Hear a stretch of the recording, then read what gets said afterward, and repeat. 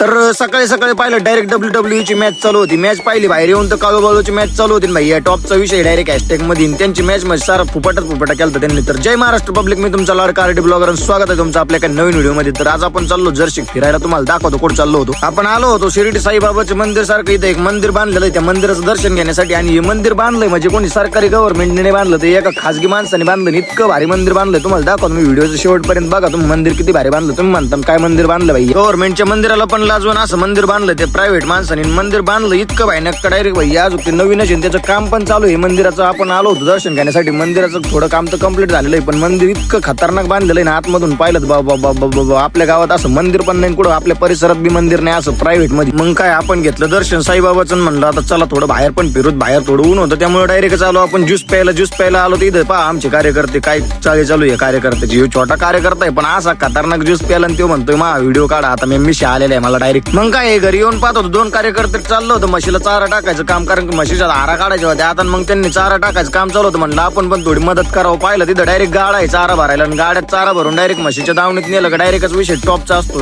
कसा आहे विषय टॉपचा, डायरेक्ट म्हशीपाशी गाडा आणलेला आहे आपण लोटून डायरेक्ट. आणि विषय कसा इथं टॉपचं धारा काढायचं पण चालू होतं. विषय टॉप मध्ये इकडे पाहिलं तर येऊन डायरेक्ट भैया बटाटे चालू होते घासायचे, ते पण इटावर आणि दगडावर. मी आज फर्स्ट टाइम बटाटे घासताना पाहिजे. आमच्या आजीबाईन ताई साहेब असल्यावर तिथं काही विषय भाई. आणि कळडू पाहिलं तर डायरेक्टच गुंगलेवाणी झालं. डायरेक्ट त्याला थंडी वाजत होती काय माहिती, चुली पैसे जाऊन शेकत होतं भाई. त्या हॅशटॅग मध्ये टॉपचा विषय केला त्यांनी. नंतर पाहिलं ते डायरेक्ट रिक्षात येऊन बसलो होतं. ते मला असं वाटत होतं त्यांनी गांजाचा नशा केलेला आहे, कारण ते कधी शेकत होतं कधी रिक्षात बसत होतं. आणि विषय खोल झालता. मग आपण दुधाचा धारा काढल्यानंतर गेलतो, मग आपण पण दूध घेऊन आंबेजोगाईला दूध घालायला जायचं होतं आपल्याला आपल्या भावासोबत. मग काय निघालो आपण गाडी चालवायला बसलो, म्हणलं आता थोडी आपण राईड करावं. मग आलो आपण आंबेजोगाई मध्ये. व्हिडिओ आवडला असला नक्की लाईक करा, फॉलो करा. चला भेटू उद्या.